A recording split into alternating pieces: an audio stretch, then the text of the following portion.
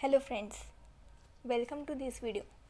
This video is about fundamental right part 3, article 23 से लेके 21 तक। इसके पहले के जो सेकंड पार्ट है उसमें हमने आर्टिकल 19 से लेके 22 तक देखा था। अब इस आर्टिकल में हम आर्टिकल 23 से लेके 31 तक देखेंगे और इसी के साथ फिर हमारा फंडामेंटल राइट कंप्लीट होगा। तो वीडियो शुरू करने से पहले अगर आपने मेरे चैनल को सब्सक्राइब नहीं किया है तो प्लीज़ इसे सब्सक्राइब कीजिए और लाइक, कमेंट और शेयर करना न भूलें। तो चलिए शुरू करते हैं। आर्टिकल 23 से 24 जो शोषण के विरुद्ध अधिकार है, तो इन दोनों आर्टिकलों में आर्टिकल 23 में यह कहा गया है कि ये किस पे प्रतिबंध लगाता है, तो मानव का दुर्व्यापार यानी traffic in human being, second बेगार, वर्क विदाउट पेड और तीसरा बलात्श्रम, फोर्स लेबर। तो आर्टिकल 23 के तहत मानव का दुर्व्यवहार यानी कि ट्रैफिक इन ह्यूमन बीइंग यानी मानव की खरीद फरोख्त नहीं की जा सकती। उसी के साथ किसी को बिना पैसे दिए काम नहीं कराया जा सकता और किसी से ज़बरदस्ती काम भी नहीं कराया जा सकता। उस सब के बारे में जो प्रतिबंध है वो इस आर्टिकल 23 में लगाए गए हैं। और आर्टिकल 24 जिसमें बाल श्रम उन्मूलन के नाम से जाना जाता है, इसमें 14 साल से कम बच्चे को काम पे नहीं रखा जा सकता। कहाँ काम पे नहीं रखा जा सकता? कारखाने में, खान या खदानों में या फिर संकटपूर्ण नियोजन में। इन 3 जगहों पे 14 साल से कम बच्चों को काम पे नहीं लगाया जा सकता। 2006 में इसी कानून में संशोधन किया गया था और लगभग सभी क्षेत्रों में बाल श्रम को रोका गया था। पहले 14 साल से कम उम्र को सिर्फ इन 3 जगहों पे काम करने से रोका जाता था, कारखाने, खान या खदान और संकटपूर्ण नियोजन। लेकिन 2006 के अमेंडमेंट के बाद 14 साल से कम उम्र के बच्चों को हर जगह काम करने से रोकने का कानून बनाया गया।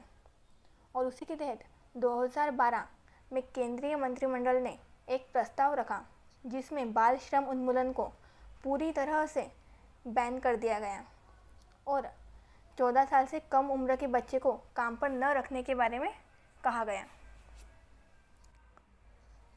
उसके बाद आर्टिकल 25 से लेकर 28 जिसमें धर्म की स्वतंत्रता के बारे में अधिकार दिए गए हैं। तो आर्टिकल 25, अगर आप आर्टिकल 25 कभी भी पढ़ोगे तो इसे हमेशा आर्टिकल 26 के साथ पढ़ना चाहिए, वरना आप इसको ठीक से नहीं समझ पाओगे। आर्टिकल 25 में कहा गया है कि अंतःकरण की स्वतंत्रता, धर्म को मानने का, आचरण करने का और प्रचार करने का अधिकार, यानी कि किसी भी व्यक्ति को अपने धर्म को मानने का, उसका आचरण करने का और उस धर्म का प्रचार करने का अधिकार है। यह आर्टिकल हमें अंतःकरण की स्वतंत्रता और धर्म को मानने, आचरण करने और प्रचार करने का अधिकार देता है। लेकिन इस आर्टिकल 25 पर 3 प्रमुख एग्जेम्पशंस भी हैं। पहला लोक व्यवस्था, दूसरा स्वास्थ्य और तीसरा सदाचार के अधीन रहते हुए आप अपने धर्म का प्रचार कर सकते हैं। इस भाग द्वारा अन्य प्रदत्त आर्टिकल के अधीन रहते हुए। अब आर्टिकल 26 जिसमें धार्मिक मामलों के प्रबंध की स्वतंत्रता दी गई है, यानी कि लोक व्यवस्था, स्वास्थ्य और सदाचार के अधीन रहते हुए प्रत्येक व्यक्ति, प्रत्येक धार्मिक संप्रदाय या उसके किसी अनुभाग को धार्मिक और पूर्व प्रयोजन के लिए संस्थानों के स्थापन और पोषण तथा अपने धर्म विषयक कार्यों का प्रबंध करना या जंगम और स्थावर संपत्ति के अर्जन और स्वामित्व का अधिकार और ऐसी संपत्ति का विधि अनुसार प्रशासन करने का अधिकार होगा। यह आर्टिकल 26 हमें धार्मिक मामलों में स्वतंत्रता का अधिकार देता है। केशवानंद भारती केस जो दाखिल हुआ था वो इसी आर्टिकल 26 के आधार पर दाखिल किया गया था और इसमें किसी भी धार्मिक संस्थाएं हैं उनको अपने धर्म को मानने का या ऐसी धार्मिक संस्थाओं को स्थापन करने का, उस धर्म से जुड़े हुए कार्य करने का, उस धर्म से जुड़ी हुई संपत्तियाँ और किसी भी स्वामित्व को रखने का और उस स्वामित्व पे, उस संपत्ति पे प्रशासन करने का अधिकार दिया गया है।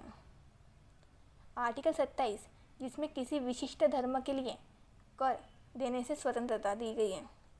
यानी कि अगर कोई सरकार ऐसा कोई कर लाती है जिस कर के माध्यम से सरकार किसी विशिष्ट धर्म का विकास करना चाहती है, तो ऐसे कर को देने के लिए किसी व्यक्ति को मजबूर नहीं किया जा सकता। यानी अगर कल को सरकार कोई ऐसा विधेयक लाती है या ऐसा कोई भी कानून लाती है जिसमें वो कहती है कि अगर आप जो भी टैक्स दोगे उस टैक्स का इस्तेमाल हम पर्टिकुलर धर्म को बढ़ाने के लिए करेंगे, तो आपके पास में वो आज़ादी है कि आप चाहो तो वो टैक्स नहीं भी दे सकते, कोई आपको ज़बरदस्ती नहीं कर सकता ऐसा टैक्स देने के लिए। आर्टिकल 28 जिसमें शिक्षा संस्थाओं में जो राज्य निधि से पूर्णतः 100% पोषित है, यानी कि जो राज्य निधि से ही चलती है, ऐसी शिक्षा संस्थाओं में किसी भी धार्मिक शिक्षा नहीं प्रदान की जाएगी। यानी कि जो भी गवर्नमेंट स्कूल है या ऐसी कोई स्कूल या ऐसी कोई संस्था जो राज्य की निधि पे पूर्णतः जिसका पूरा खर्चा राज्य या सरकार उठाती है, ऐसी संस्थाओं में ऐसी स्कूलों में किसी भी धर्म का प्रचार नहीं किया जाएगा या उनके धर्म से जुड़ी हुई कोई भी शिक्षा नहीं दी जाएगी। लेकिन ऐसे स्कूलों में भी एग्जेम्पशन है। इसमें ऐसा कहा गया है कि अगर कोई शिक्षा संस्था किसी धर्म विशेष के विकास के लिए बनाई गई है, ऐसी शिक्षा संस्था में कोई भी धार्मिक शिक्षा उपासना का कार्यक्रम चल सकता है, चाहे भले ही वह शिक्षा संस्था सरकार द्वारा ही क्यों ना बनाई गई हो।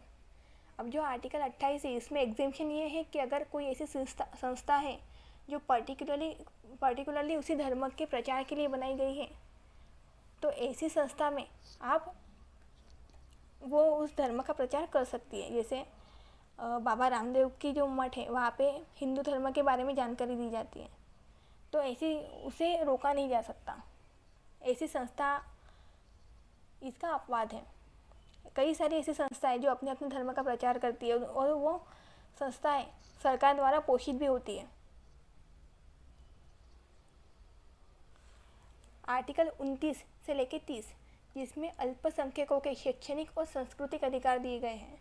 आर्टिकल 19 जिसमें नागरिक के किसी भी अनुभाग यानी किसी भी सेक्शन या वर्ग को जिसकी अपनी एक विशिष्ट भाषा यानी लैंग्वेज, लिपि यानी स्क्रिप्ट और संस्कृति यानी कल्चर है, उसी को अल्पसंख्यक माना जाएगा। यानी कि आर्टिकल 29 में अल्पसंख्यक की डेफिनेशन दी गई है, जिसमें जिसकी एक विशिष्ट भाषा, लिपि या संस्कृति है, ऐसे वर्ग को ही अल्पसंख्यक माना जाएगा। और आर्टिकल 30 में सभी अल्पसंख्यक वर्ग जिनकी अपनी एक विशेष भाषा और धर्म को बनाए रखने के लिए अपने पसंद की शिक्षा संस्था की स्थापना और प्रशासन का अधिकार है। यानी अगर शॉर्ट में देखें तो आर्टिकल 29 में अल्पसंख्यक की डेफिनेशन के बारे में थोड़ी जानकारी दी गई है और आर्टिकल 30 में अल्पसंख्यकों को भाषा और धर्म को बनाए रखने के लिए अपनी किसी भी शिक्षा संस्था बनाने का और उसका प्रशासन करने का अधिकार दिया गया है। आर्टिकल 31 जिसमें किसी संपत्ति के आवश्यक अधिग्रहण या क्षतिपूर्ति पाने का अधिकार है। यानी कि अगर आपकी संपत्ति, आपकी प्रॉपर्टी को कोई नुकसान होता है तो आप उसकी क्षतिपूर्ति या फिर से उस पर अधिग्रहण पाने के लिए आर्टिकल का अधिकार है। लेकिन ये जो आर्टिकल 31 है इसे 44 कॉन्स्टिट्यूशनल अमेंडमेंट एक्ट 1978 के तहत समाप्त कर दिया गया था। इस 44 कॉन्स्टिट्यूशनल अमेंडमेंट में आर्टिकल 19 का खंड 1 का खंड F और आर्टिकल 31 इन दोनों को साथ में समाप्त किया गया था।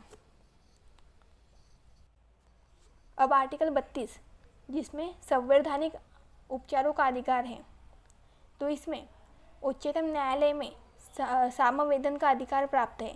यानी कि फंडामेंटल राइट के उल्लंघन पे सुप्रीम कोर्ट जा सकते हैं। हमने ये पहले भी देखा कि जो मौलिक अधिकार है अगर उसका उल्लंघन होता है तो आप आर्टिकल 32 के जरिए सुप्रीम कोर्ट और 226 के तहत हाई कोर्ट जा सकते हैं और उसमें आदेश, निर्देश या रिट जारी किया जा सकता है। रिट यानी कि राजाज्ञा जारी की जा सकती है। इसमें उच्चतम न्यायालय जिसमें मौलिक अधिकारों के उल्लंघन पर ही हम रिट जारी की जा सकती है और वही हाई कोर्ट में अगर मौलिक अधिकार के साथ ही अन्य उद्देश्यों के लिए भी आपके कानूनी यानी कि लीगल राइट के उल्लंघन पर भी रीट को जारी किया जा सकता है। अब रीट, आपने कई बार ऐसे सुना होगा कि रीट पिटीशन दाखिल की गई है। तो रीट जो होती है, जिसका अर्थ है, जिसमें 5 तरह की रीट होती है। पहला हैबियस कॉर्पस यानी कि बंदी प्रत्यक्षीकरण। सेकंड रीट ऑफ मैंडेमस, परमादेश की याचिका। थर्ड रीट ऑफ प्रोहिबिशन, प्रतिषेध की याचिका। पांचवा को वारंटो यानी कि अधिकार पूछ। तो ये 5 तरह के रीट्स हैं। तो इसमें जो पहला है हैबियस कॉर्पस यानी कि बंदी प्रत्यक्षीकरण, इसका शाब्दिक अर्थ होता है कि बंदी को हमारे सामने प्रस्तुत करो।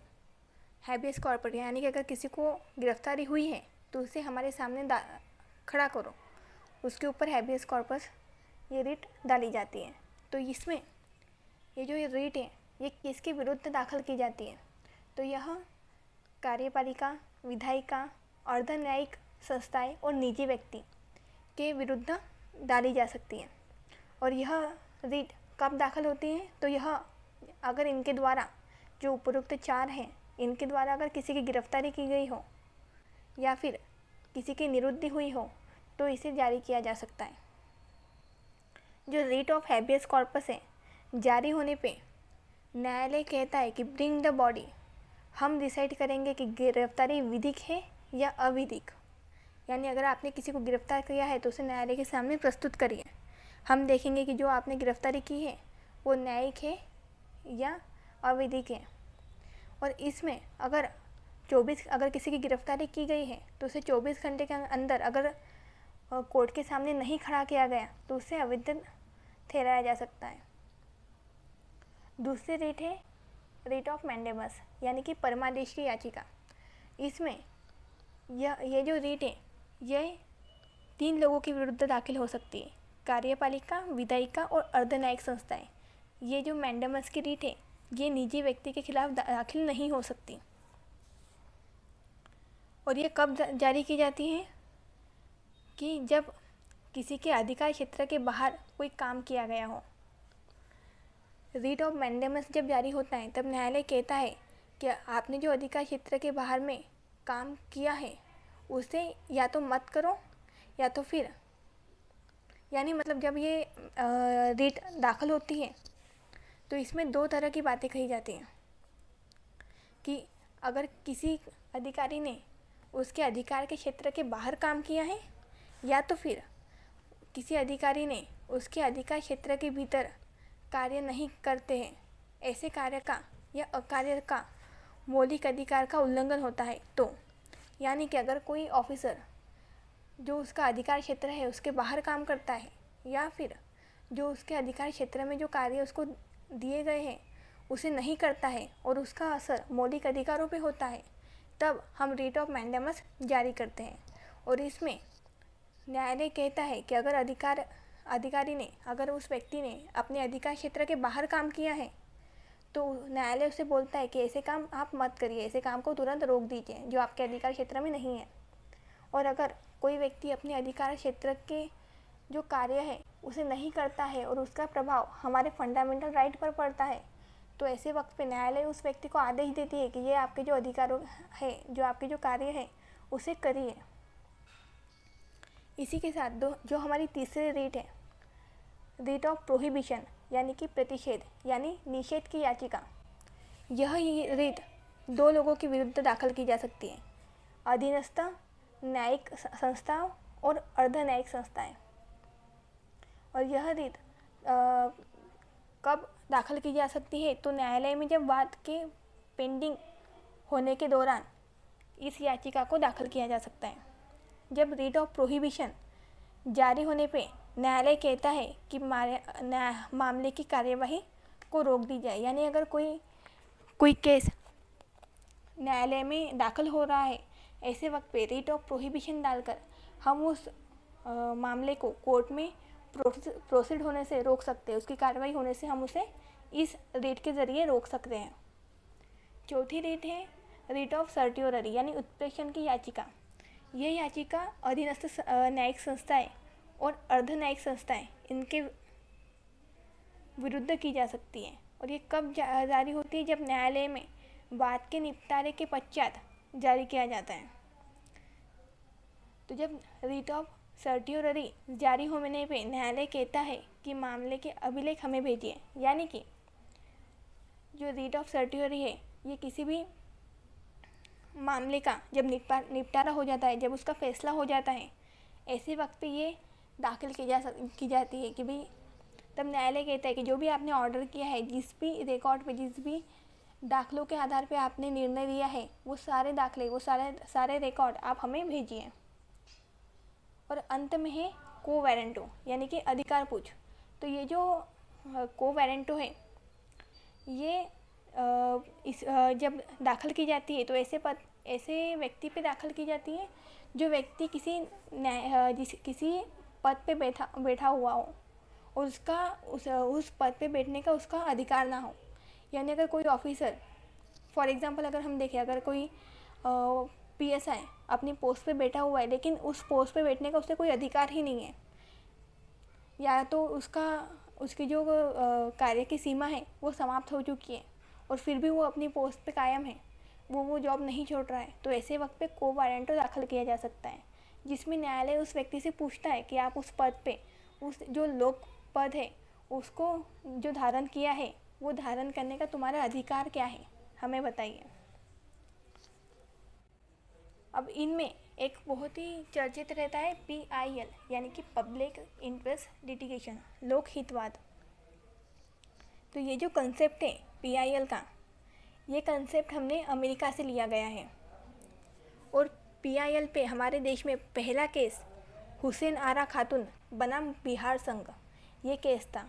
तो ये केस सबसे पहले 1979 में चर्चा में आया और इसमें जो सुप्रीम कोर्ट के अधिवक्ता यानी सुप्रीम कोर्ट की जो वकील थी, उन्होंने पेपर में पढ़ा कि कुछ महिलाओं को बिहार के जेल में रखा गया है और उसकी वजह है कि उनके पास में पैसे नहीं हैं अपने बेल करवाने के लिए।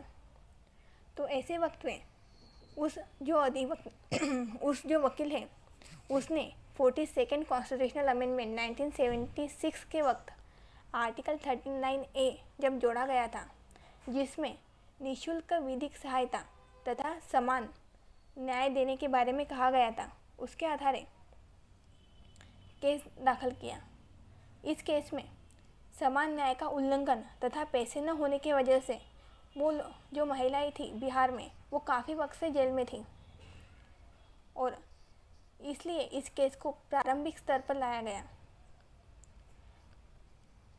जो हमारा कानून है वो हमें अधिकार देता है कि हम निःशुल्क विधिक सहायता ले सकते हैं। यानी कि अगर आप कोर्ट में आपके खिलाफ मुकदमा है तो आपको फ्री लीगल एड, मतलब गवर्नमेंट की तरफ, न्यायालय की तरफ से आपको फ्री में एक वकील अपॉइंट किया जा सकता है। तो ये जो PIL है, ये PIL तीसरा व्यक्ति दाखिल करता है जिसका उस मामले में कोई भी व्यक्तिगत यानी कि कोई भी पर्सनल लाभ नहीं हो।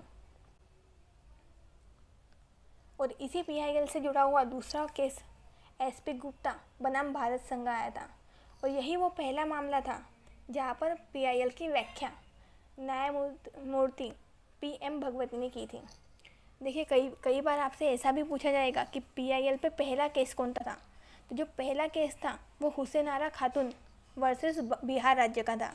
लेकिन अगर आपसे पूछा जाए कि ऐसा कौन सा केस है जिसमें PIL की व्याख्या की गई, तो वो केस था SP गुप्ता बनाम भारत संघ, जिसमें जो न्यायमूर्ति PM भगवती थी उन्होंने इसकी डेफिनेशन दी थी। उन्होंने कहा था कि अगर कोई व्यक्ति न्यायालय नहीं आ पाता या फिर जिसके पास धन की कमी है, अगर उसके मौलिक अधिकारों का उल्लंघन हुआ है, अगर उसके फंडामेंटल राइट का उल्लंघन हुआ है, तो वह व्यक्ति एक पत्र लिखकर अगर न्यायालय को भेजेगा तो उसे भी याचिका समझकर जो भी न्यायालय के लिए उचित होगा, न्यायालय की दृष्टि में जो भी उचित होगा, वो कार्रवाई वो करेगी।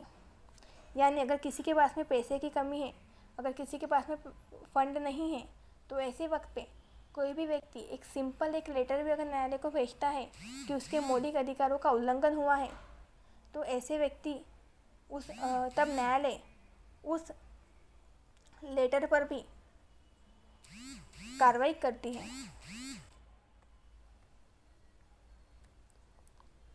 तो यहाँ पे हमारे फंडामेंटल राइट ख़त्म हुए।